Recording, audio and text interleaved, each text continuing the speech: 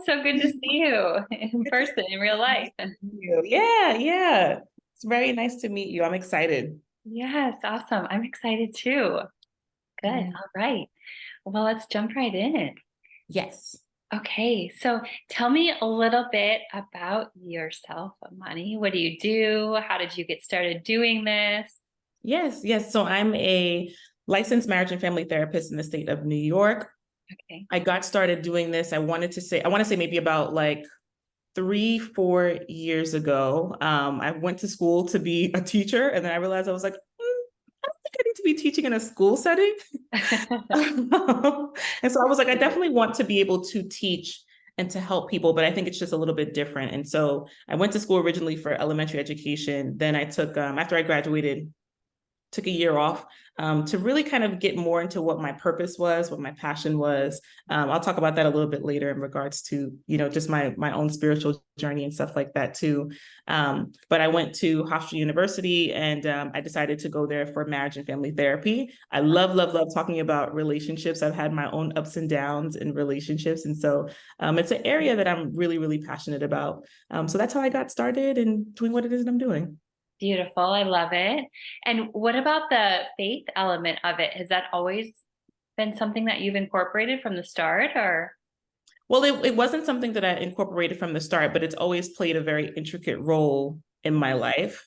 Mhm. Um, I think like for so many of us, we can either grow up in a very like spiritual or religious household, and then like we stray away from it a little bit to kind of say, okay, what else is out there? Yes. Or, it is something that kind of grounds you. One of the things that I think makes it very interesting for me, I think I've always believed in God, but he wasn't necessarily the Lord over my life.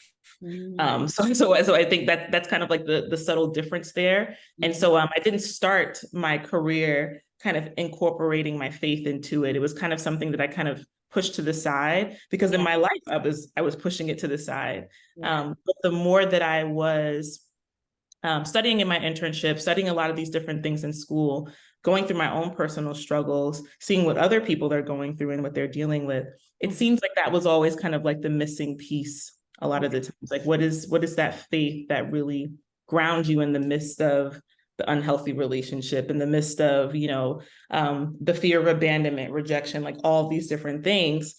So it's actually been more so recently that I've been, I would say maybe about 2 years ago, I started like reading my Bible more. I started praying. So I really started rectifying like my own relationship. And Okay. then pretty much this year, I realized I'm like, oh yeah, I can't do any of this stuff, like leaving it out anymore. So more so recently this year, I started incorporating that into my work. And the transformations that I've seen, it kind of just pulls everything that I've already was talking about all together. Amazing. I love that. I can totally relate to that too. It's like there was something, yeah, a little bit missing. Yeah, Uh, yeah, yeah. Because I feel like a lot of the times when you I tell people all the time, it's like the four woundings, right? So like the fear of abandonment, the fear of rejection, the fear of unworthiness, like not being good enough, like all that stuff. mhm. And you can go back to your childhood and kind of like trace back, okay, what was my environment like? What did my caregivers do? What did they didn't do? But then Yeah. what after that? Right. So it's like if my self-concept has been grounded in that, it's like I don't really know where else do I look, where else do I turn to Yeah. really get a sense of self. And a lot of what it is that we do when we don't know any better is we look to other people, we look to other things. That's how we fall into addictions and all this stuff because we're trying to fill a void that only God can fill. Absolutely. Yeah. So perfectly, beautifully put. Okay. And how do you introduce that concept when you're working with clients who don't have that? Yeah, so actually more so recently I started an application process. So that's actually kind of helped me a little bit to kind of vet out just where people are spiritually. One of the things I ask is, do you have a faith? Do you have a spiritual practice? If they put no, there's another option that says if you don't, would you be interested in hearing about faith? Would you be interested in hearing biblical principles? Usually everyone who applies says yes. And I'm like, Oh, oh, okay. So at a certain point, it's like, I'm not going into the sessions, the first session, like, all right, let me show you the Bible. Let me just like dump it over your head. yeah. But it is more so of like really understanding their story, how exactly their traumas and the things that they're dealing with in their relationships have actually had an impact on them. A lot of the times it is more so about the messages that they received about themselves. I usually work there. Once I'm able to see whatever that vulnerability is, that's when I'm able to say, okay, this is where God needs to step in at this point, because that's the stronghold on your life. Once we can kind of get that stronghold released, then you'll be able to kind of you'll be able to kind of see the bigger picture and a lot of the things we talk about in sessions. And so I don't introduce it in the very beginning. If somebody already is faith-based, yeah. Mm-hmm. But if you're not, it's something where I'm kind of like, okay, I really want to just understand you first before I even kind of bring any of this stuff into it, because I think building that that relationship with the client first is so important before anything else. Totally. Yeah. I love that. So powerful. Thank you. Yes. Okay. So, well, tell me a few of what would you say are the top concerns or issues or problems that people come to you with? I would say for the most part, patterns of codependency, trauma bonds, so unhealthy relationship dynamics, childhood trauma. I think those are like attachment wounding, like all that stuff in like the relational injuries. That's where people most likely will book a session with me or book coaching with me. Okay. All right. And can you talk a little bit about trauma bonds? Yes. So trauma bonds is pretty much a unhealthy relationship dynamic where both people are reenacting a lot of their childhood wounds onto each other. So I know for me, when I think about it, I feel like I've been in a couple of trauma bonds. When I think certain relationships, I'm like, ooh, child.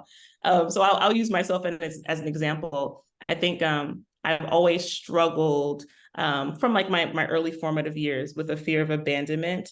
I think that had a lot to do with the way that I was raised, being in a very strict household and not really being any room for opinions and feelings and stuff like that. Yeah. So a lot of the times I was very afraid in my relationships of being left or someone not liking me anymore. I struggled with people pleasing a lot of the times too, because I felt deep down that I had to please other people and appease to them in order for them to like me, because deep down I'm like, I'm not really lovable. I don't feel like I'm really worthy. Granted, I didn't know all these things, right. But I was operating from that place and I was choosing people, which a lot of the times, if you're someone who's very anxious in your relationships like that, like someone like me, you usually go for people who are like the opposite of you.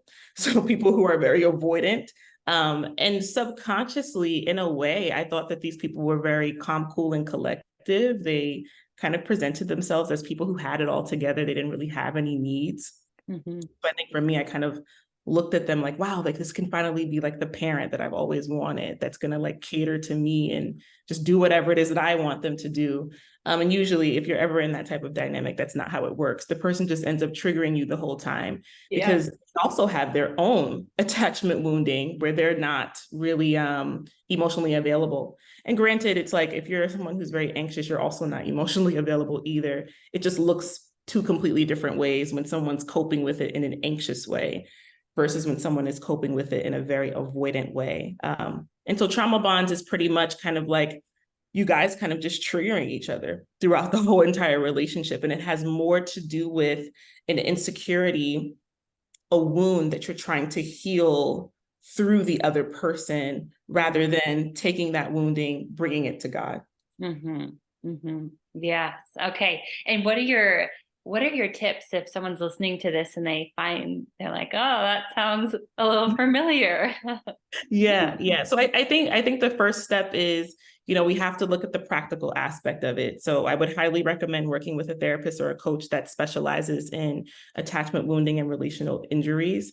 I think it's really important to, even if you are someone who is faith-based, I think it's important to go back and unpack a lot of the things that happened to you. A lot of the times I think what we see is like, oh, it was your parents and like they did this or they didn't do that. And this is why you are the way that you are. But the way that I look at it, it's more so from a holistic perspective, right? So like, yes, mom and dad can play an intricate part in this, but we also have to look at your friendships growing up. What was your relationship like with your siblings? What was your relationship like with your teachers? Like all like your environment as a whole makes up pretty much who it is that you are as a person, the neighborhood that you grew up in, the culture that you grew up in as well. All of these things have an impact on how it is that you view yourself. And so I think first things first, you have to go back in time and really kind of unpack, how did you perceive what happened to you? Because you and I could say we went through like maybe the same thing, like grew up in a very religious environment, like all these different things, and we could cope with it differently. So that means that we perceived what we went through maybe a little bit differently and how it really affected us. And so I think it's not enough to just know like, oh yeah, mom was abusive or dad left or dad was absent. It's more important for you to look at, how did I perceive what happened to me? Right. And what did I make that mean about myself and Right. other Right. people and all those things, right? Yeah, because that's the messaging that you're living by. That becomes the beliefs about yourself that now inform your thoughts, your emotions, your actions, Yes. all that stuff. Yes. Yeah. And to have a professional to see outside of yourself and help you process and see the blind spots and everything, right? So you don't Yeah. keep living it out. Right. Yeah. Because I know sometimes when I first do therapy with people, they're like, oh yeah, like my childhood was perfectly fine. Like my mom and dad were cool. This happened, this happened, this happened. I'm like, there's some type of injury here, because if you're telling me that you've been in this pattern of unhealthy relationships for a long time, and it's something there's something inside of you that you're already perceiving as like normal. That whether it's a belief, whether it's a belief about other people, a belief about the world, that is informing like your decisions now. And so things can be so buried in our subconscious a lot of the times, where we just don't even like see it at all. Like it's just so normal to us. Then when someone presents it to us and say, wow, like, there's a healthier alternative to this, it's like mind blowing. Right. Yes. Yeah. And I feel like, I mean, I know I didn't grow up with the best role models as far as what healthy relationship looks like. So sometimes we don't really know what healthy looks or feels like either, right? Right. So I'm just going off of what in my environment was either told to me or modeled to me in some way. And especially that's the thing, if you're seeing it on a consistent basis, that most likely means there was no resolve.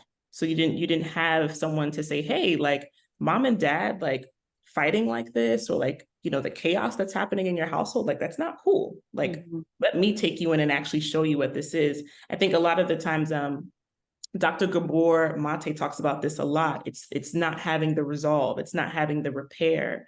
And we're left kind of like alone as children to figure it out on our own.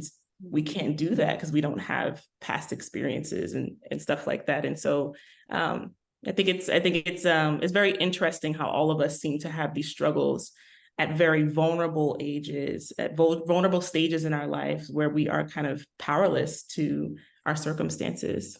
Absolutely. Yeah. And that's where emotional intelligence comes in too, right? Because we're operating from like almost like a child's perspective emotionally, and that doesn't work. Yeah. Even I say a lot of the times, if you ever find yourself in conflict with someone, I think conflict always tells you the age that someone really is, because sometimes you'll see people kind of like regress to temper tantrums or completely shutting down. And a lot of the times these things are coping mechanisms, like you're trying to protect yourself from something that's uncomfortable. But we know now, as full functioning adults who have full autonomy over our lives, that we can find healthier ways to manage and deal with conflict. But I find a lot of the times, especially in conflict, it's going to really reveal where someone is kind of like emotionally. Right. Yes. And that's where it helps to get a professional's help too, because you got to catch it at such a certain point and practice that, because it is so automatic and reactive, right? Right. Yeah. So I think when you're working with someone, it takes some time before you see that too, because even for us as therapists, as coaches, eventually it gets to a point where you push somebody's button. And that's always my favorite part. Cause I'm like, oh yes, like we brought up something that is a vulnerability, something that is a sensitive spot for you. And that's good, because that means that we've opened it up, we're examining it, and you can start to see in real time how you're managing it and how you kind of work through it. Yes. Yeah. So good. What would you say to people who are like afraid. Like this means that there's something wrong with me, or I'm afraid because I don't know what's going to come up. What would Yeah. you? Yeah. I think first and foremost, that is a very valid concern. I think we grow up in a society that pretty much teaches us, especially for us as women, from a very young age, that we have to be perfect and we have to do this right and all this other stuff. And so I think it's a very valid concern to kind of be afraid of how you're going to be perceived, because you grow up in a world that's all about perception. You make friends, you get into relationships based off of how people perceive you. If they like you, you're going to get the relationship. If they don't, you're not going to get the relationship. So I think it's something that all of us as humans struggle with in regards to getting external validation and how people perceive us. What I would say in regards to that is it's kind of remembering that, number one, first and foremost, no one's perfect. Even the best therapists out there, the best coach out there, still have things that they struggle with. So I think it's important to take people kind of like off this pedestal sometimes that we tend to put them on, depending on if they're older than us or if they have a degree or something like that, and just put them back on eye level with you. And then the more practical aspect of it too is that therapists are trained to, all therapists are trained to do this, but some of them don't be doing this. So I'm gonna let y'all know this. But they're trained to take a very neutral stance, a very non-judgmental stance. So, vetting people is really important, but no one that you're working with should be putting their own biases and judgments on anything that you've gone through in life. And if the minute that you see that, definitely, wave the flag, it's time to find somebody else. But I would say those two things, we have to take people kind of off this like fantasy pedestal we put them on eye level with us, and then find people that we feel resonate with our story. People who it's kind of like if I'm having a consultation with you, I see so much of myself in you. Like, not that we're the same, but like you identify with my struggles and you can empathize with them. And maybe you've even gone through it yourself. Yeah. Yeah. And it gives you so much power when you get to that place where you understand. And also, I mean, I think you just realize that you're not alone, that there's nothing wrong with you, that it's Yeah. common and there's an explanation for it. And Yeah. Yeah. I notice a lot of people respond to authenticity. I know one of the things they teach us in school to be therapists is kind of to like strip yourself of authenticity and kind of just put on your therapist cap and don't share anything with them and like all this other stuff. And I'm kind of like, I definitely do believe that there is a level of boundaries and privacy that is definitely essential in a therapeutic relationship. But I think it's important for people to see you as a human being, not a robot. Absolutely. And that's one of the things that really attracted me to you and your work, is because you are vulnerable and you're authentic and you incorporate who you are as a person and what you do. And I think it creates a level of safety too. Yeah. Yeah. Absolutely. Absolutely. It's like, hey guys, like this life thing is hard. Yeah. Like let's not make it harder, right? Like if we can get to a place where we can create that safety for ourselves, even if it wasn't something that was available for us in childhood, I think that's where the healing begins. I have to create the space that is safe first. Then we can kind of like unpack some things from there. Totally. Yeah. Yeah. Yeah. Yeah. And I love what you said too about, I mean, people seeking external validation. That's so real too. And that's where the faith has come in so strong for me, because we don't have to prove ourselves anymore or earn it, or Right. like there's a Right. bigger picture to it all. So. Yeah, absolutely. I am I literally just did a class last night where I talked about the class title was The Dark Side of Self-Love. And I talked about just the self-love movement and how it can be very deceitful when the world is training us to find wellness and happiness just solely within ourselves. And I was saying, if it was so easy, why are people still so anxious and depressed? And why are people dealing with loneliness? And, why do we have all these self-help books? And, things just seem to be getting worse and worse and worse and worse and worse. I'm like, it's not really making any sense. And so the ultimate security, where you find your self-worth, you have to find it in your creator.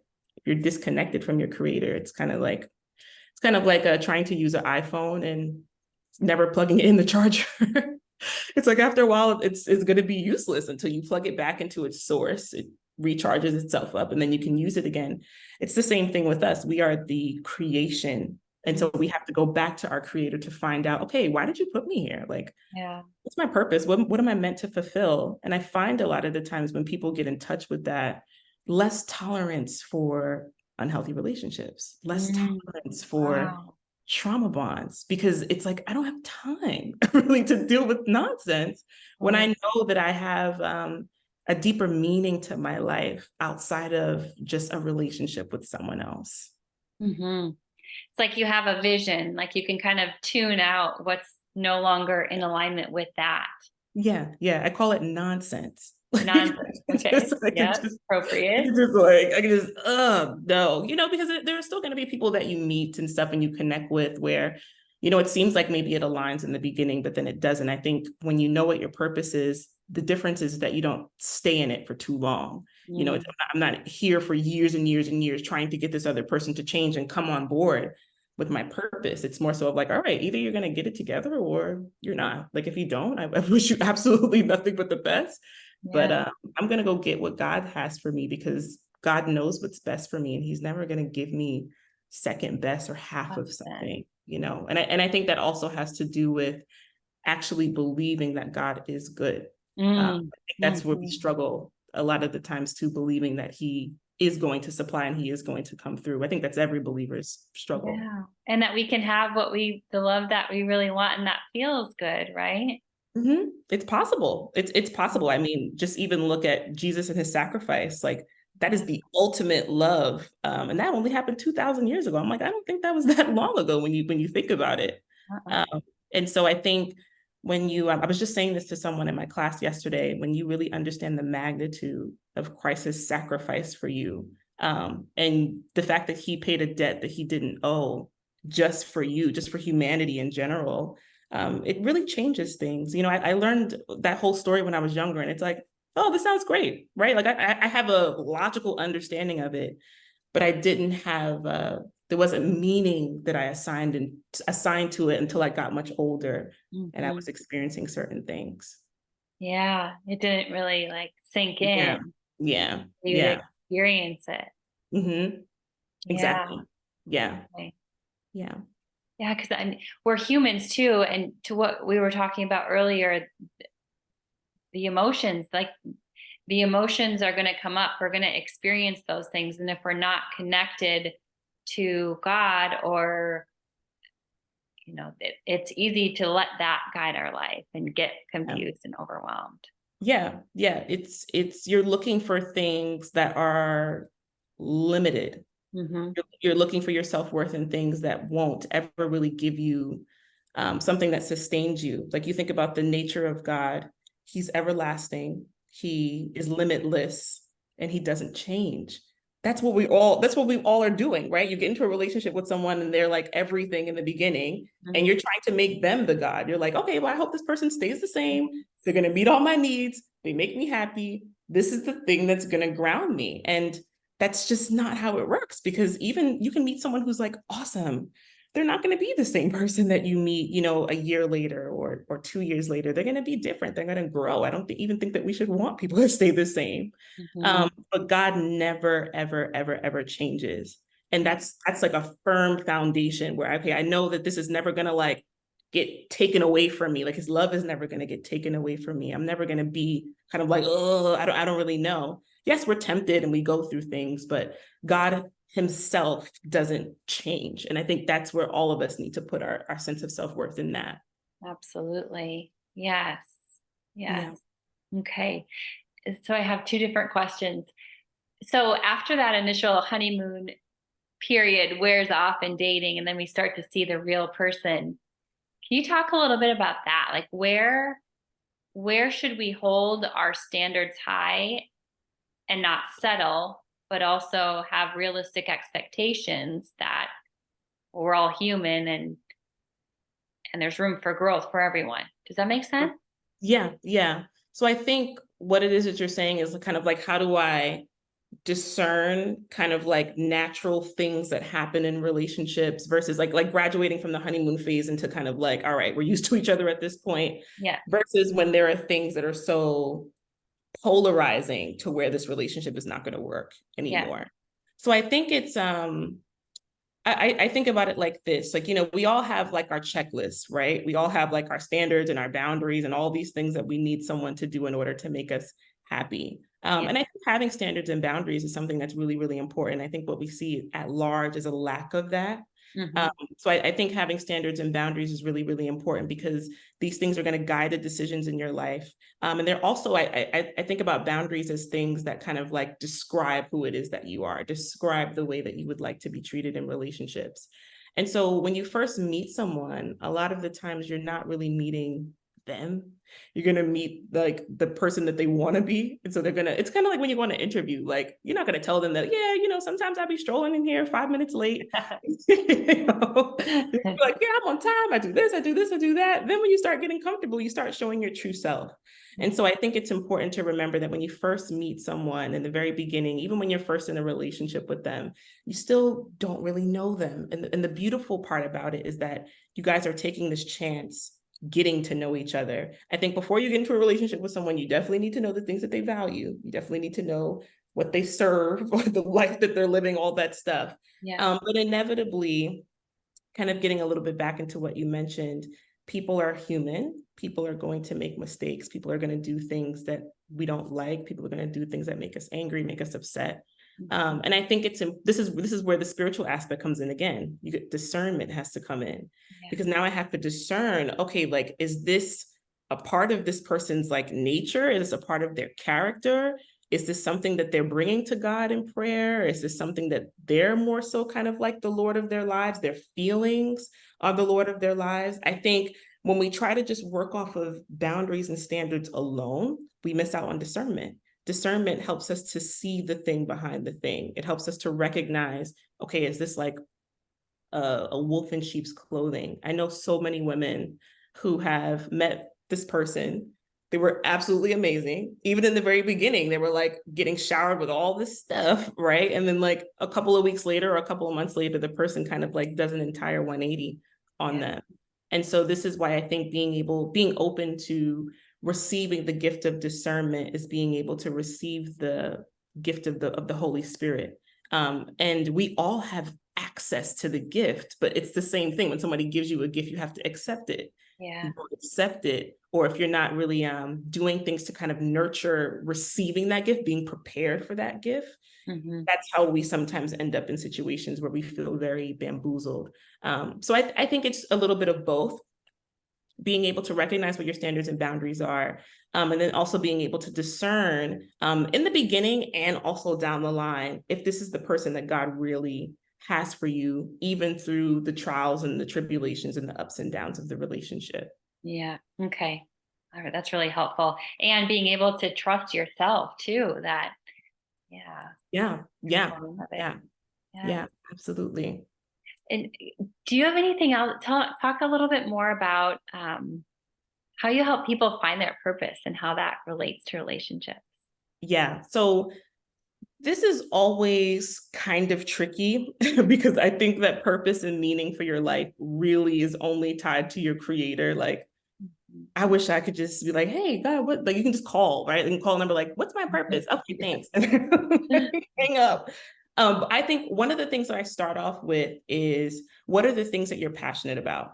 What are the things in your life that you could do, hours could pass by and like you wouldn't even know? Like something you can either talk about, something you can either do for like hours on end, and it really fills you up. It doesn't feel like it's depleting you and stuff like that. It really fills you up. So I start with passion. Sometimes that may not be enough for people because sometimes people are like, well, I don't have anything that I like to do that fills me up. So then I start getting more into your heart, more into characteristics. And so I have this activity that I do with my clients sometimes where I'm like, I want you to ask 2 or 3 of your friends, what's something that makes you unique? What's something about you that differentiates you from maybe the friend group or other people that they know? Usually what they'll find is that their core friends all kind of come with the same answers a lot of the times. And so that kind of helps them to kind of get an inkling of, wow, this person said that I'm really, really compassionate, or this person said that I'm really, really funny. So it gives them like a little inkling of like, maybe I need to be doing something that's service-based, or maybe I need to be doing something more on the creative side, like all Yeah. these different things. Then after we kind of uncover that, more of like the practical stuff, then I tell them, okay, you need to take this stuff to God in prayer, and you need to start asking him, like literally straight up, God, why did you create me? Why am I here? What is my purpose on this earth?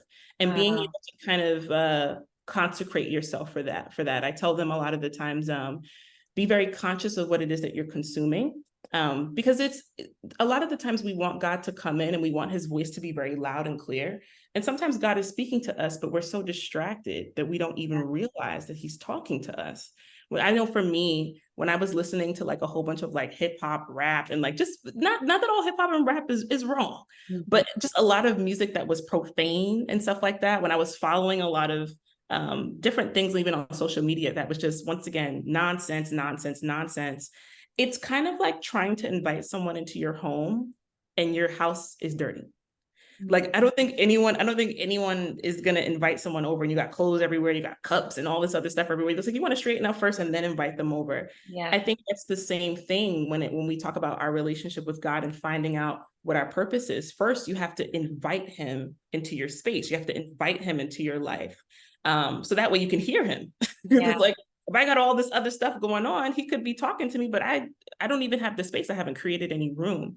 Yeah. So I always tell them, when it gets to that part where we start talking more about the spiritual aspect of it, I'm kind of like, yeah, like you have to consecrate yourself. And so I'm not telling you to read the Bible front and back, but start very, very small. I want you to just read a devotional, right? Or just once a week, open your Bible and read a scripture. I always tell people usually to start with the devotionals because I feel like they have substance, and Yeah. especially for someone who is like new to the faith, or maybe if you're just coming back to it, I think it's important to have like a scripture, some like modern day context, and Yeah. then kind of like that's the thing that sets the tone for the day, and then you go. I Mhm. find a lot of the times with my clients, when they do that, when they consecrate themselves in that way, they're like, oh my gosh, like I heard this song on the radio and it made me think about this, or like I ended up having a conversation with this person and I kept having conversations with people who kept bringing up this. And so once you're spending more time with God, then he's like, okay, you straightened up, things are clean, you can hear me very clearly. Now I can, I've been trying to reveal this to you, but now you're here, right? You're present for the conversation. And so Okay. now you're ready and you're available. And so that's a mix of like practical things that I do and then also like the spiritual aspect of it. And I Mhm. find that it really works, and it also boosts confidence as well. Totally. Well, and two, I think in codependency, and I want you to talk a little bit about that too, but in codependency, oftentimes we lose ourselves. We don't even know who we are. So how can we know what we want in a partner and in a relationship, right? Right. So Right. that's so powerful when you're developing your own identity first, and then you can Mhm. find out, okay, who and what is going to complement my Right. life and Right, what I right. really Yeah. want. A lot of the times with codependency, you're trying to make someone else a god. You're Mhm. trying to make someone else an idol. Mhm. And it's because it's the same thing. You're trying to get your sense of self-worth out of what you can do for someone else, how much you can sacrifice for them. And it's like Jesus already paid the ultimate sacrifice. You don't need to be doing all this, right? Right. Granted, as believers, it's our duty to serve, right? And to look out for the well-being of others. But I think one of the things I work on with my codependent clients is the difference between self-sacrifice in a relationship, where you're looking out for the greater good. You're looking out for, okay, this person may have the greater need right now. And so I need Mhm. to kind of put myself aside and center them, versus self-abandonment, where we're abandoning our morals, we're abandoning our values, we're abandoning our boundaries to be in a relationship with someone. One is rooted in love, self-sacrifice. One is rooted in fear. Okay. Yeah. Yeah. Yeah. Totally. And if someone's wondering, am I codependent in a relationship? What other things would they look for? So I would look for excessive people pleasing. Mm. I would look for abandoning yourself, disowning who it is that you are, not really being truly honest with yourself, sacrificing all of your needs in the relationship. I think for starters, those are kind of like the three biggest things. Constantly second guessing or like questioning things a lot of the times, constantly trying to rescue people from their problems, fixing them a lot of the times too. I noticed there is a link between people who have very anxious tendencies and people who are codependent. It's very similar, the things that they struggle with. And so the fixing, the savior complex, the rescuing people, being overly involved in someone else's life to the point where they don't really ever learn to kind of fend for themselves or gain some type of independence. In a codependent dynamic, there's always someone who's doing a lot of the giving, and then there's always someone doing a lot of the taking. And so both people are codependent. It's just, in different ways. It shows up in different ways. Right. So I would say to look out for those things. It's any relationship where you are not being true to yourself. Mm-hmm. Okay. Yeah. Yeah, I think it's so common, and there's such a spectrum too. So it can be so helpful to identify it first, and then you can start to solve some of it. I always say, I feel like society has raised us to be codependent, especially for us as women. So true. To be like that. Right. A lot of people and to drop the judgment around it. Yeah. We've definitely been conditioned. Yeah. Gosh, yes. Yeah. I feel like I do have so many more questions for you. I love these conversations. This is so, I love it. I feel like everyone could benefit in some because we have been conditioned, right? Yeah. Mm-hmm. Yeah. Okay. So, well, any final tips that you feel like if more people just knew these things or applied these things in their relationships, it would transform things and it would really just be helpful. Yeah. I guess I'll say, you have to really know who it is that you are and whose it is that you are. So you need to know both. Once you find out who you belong to, then you're going to know who it is that you are. It's not this whole thing where you have to spend all these years trying to figure it out. Yeah. Once you have an understanding of the nature of who God is and who you are in him, your identity in him, everything else is going to naturally kind of follow suit.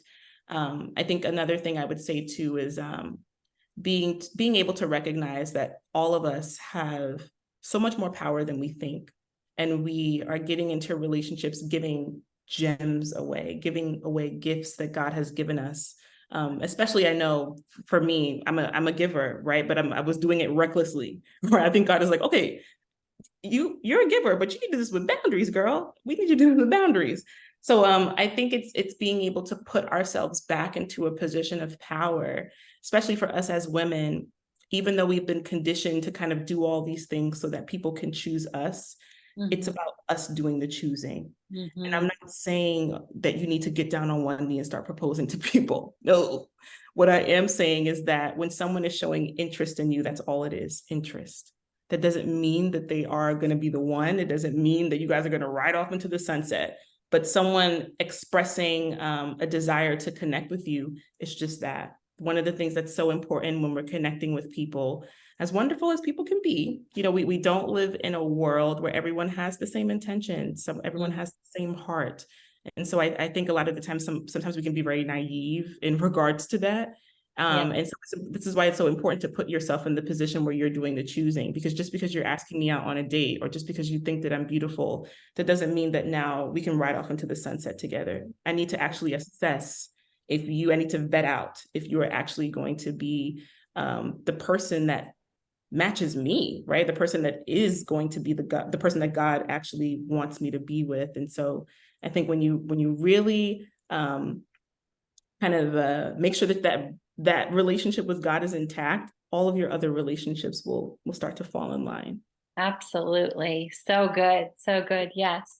And where do people connect with you more, Imani? Yes. So you can go on my website, www.imaninTouch.com. You can find me on Instagram, Imani in Touch. You can find me on Twitter, Imani in Touch.